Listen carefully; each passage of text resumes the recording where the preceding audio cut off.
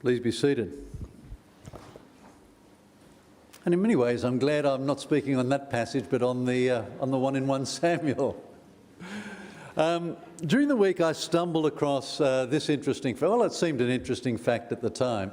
The fact that at the end of this month, at the end of July, we have a day set aside to celebrate friendship. 30th of July, International Friendship Day. I bet nobody here knew that.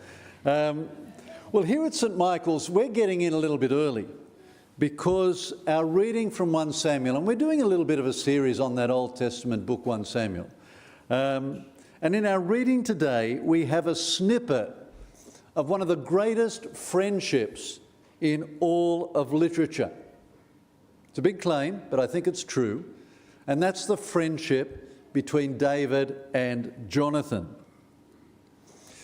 As a teenager, way back then, I had a poster on my wall, and it had some words that I think beautifully described friendship, the heart of a healthy and life-giving friendship. And you might know these words well. These were on my wall. Oh, the comfort, the inexpressible comfort of feeling safe with a person, having neither to weigh thoughts nor measure words, but pour them out just as they are, chaff and grain together, knowing that a faithful hand will take and sift them, keep what is worth keeping, and then with a breath of kindness, blow the rest away. You might know those words. They're beautiful words, and that's what a faithful friend does. Listens out for the gold and the rubbish. Lets that stay to one side.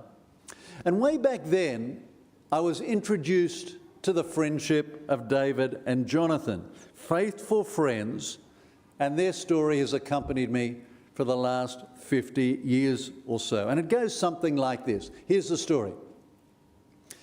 After David defeated Goliath, Saul enlisted him in his army, sensible man. And in time, David attained quite a high rank in Saul's army. Saul the king and David were close. Saul's family also mixed with David's family. And Saul's eldest son, Jonathan, who was no mean warrior himself, became one of David's close friends. Indeed, they became the closest of friends. They even made vows, they made promises to remain loyal, to remain faithful to one another, come what may, through thick and thin. That was their agreement, their covenant. They made a covenant with one another. They're serious, friends for life. That's their commitment. And they were loyal to one another, and they were generous to one another. Here's a little example of them exchanging gifts. Jonathan took off the robe he was wearing and gave it to David, his friend, along with his tunic and even his sword, his bow and his belt.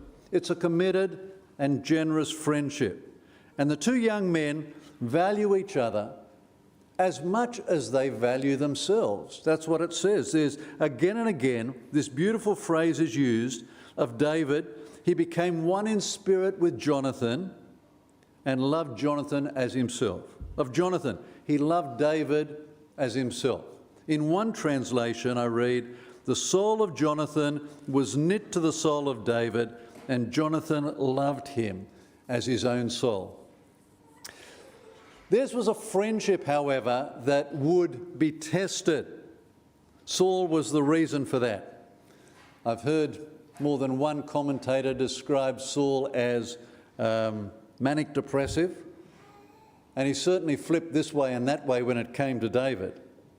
He appreciated him. He appreciated him as a soldier.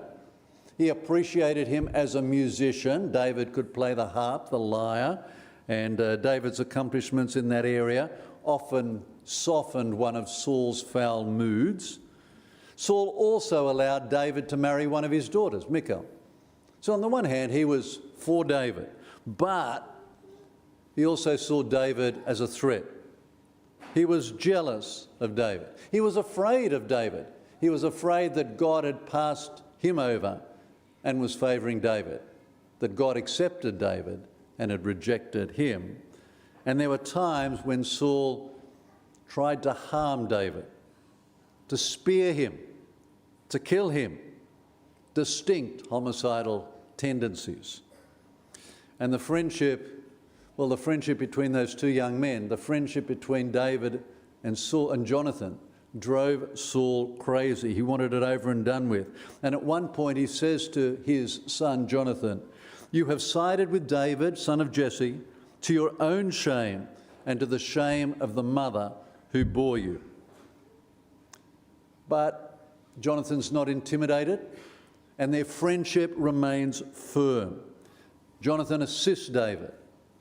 Jonathan supports David. Jonathan defends David.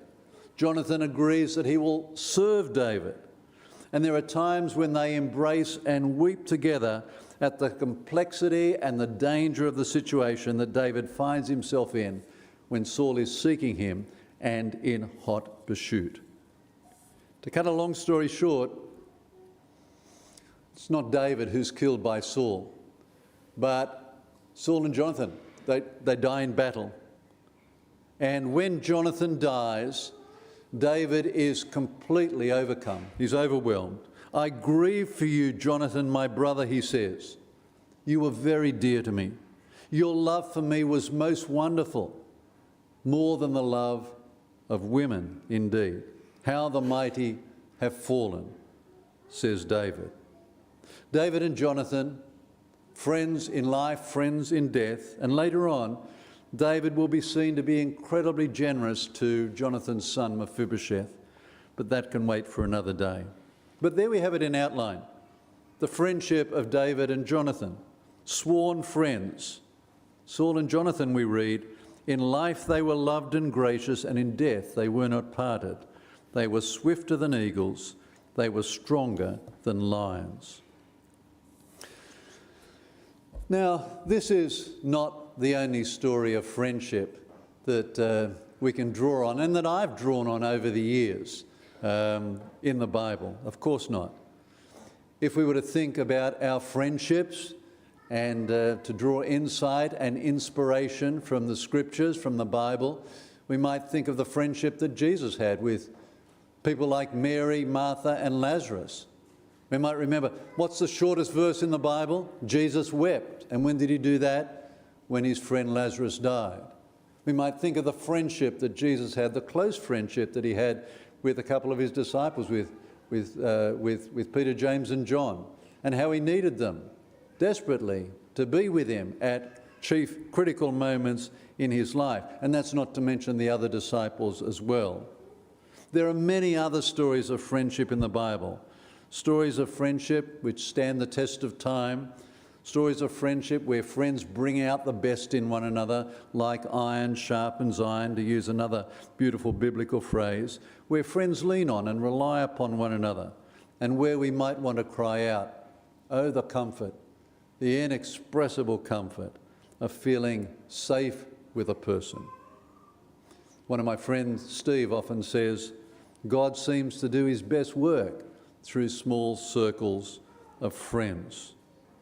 There are stories in the Bible of the early church, small churches where people gathered to enjoy Christian fellowship and came to enjoy solid and enduring and faithful friendships. And that has lasted to this day, of course. But back to the friendship between David and Jonathan before I finish up this little celebration of friendship that we're enjoying a little bit before the 30th of July, a few weeks in advance of that official day. When I was at Bible college, theological college, I had a lecturer, the exceptional but slightly eccentric Bill Dumbrell. And some of you might have known Bill, he was a marvellous man. And he once explained that part of the purpose of the book of 1 Samuel that we've been looking at was, quote, to distance David from any hint of complicity in the fall of the house of Saul and in the passage of Saul's kingdom to David. Others say the same thing. In time, David will become the undisputed king of Israel, and undoubtedly the greatest of all its kings. And so much so that people would hold out hope in the years ahead for another king like David, somebody in his line, to come and do God's will. And this book, 1 Samuel, and the stories are a bit of a defence, a justification, an apology for David and his kingship and his dynasty. Some go as far as to say that we're dealing here, quite frankly, with political propaganda in support of David's kingship. Well, this story of friendship between David and Jonathan is very much part of that. There's no way that David would play the usurper and take off Jonathan, Saul's son, who he loved as himself, something that he was not entitled to. He wouldn't do that, and he didn't do that, say these stories. I think that's primarily why they're there. But they also say something important to me, and maybe also to you, about friendship. And may all of us know something of a friendship like the one that David and Jonathan enjoyed. May each of us have something to give thanks for, something to cherish in a friendship, or two, or three, or four, in a friendship that is faithful, that is loyal, come hardship, come what may, through thick and thin. Amen.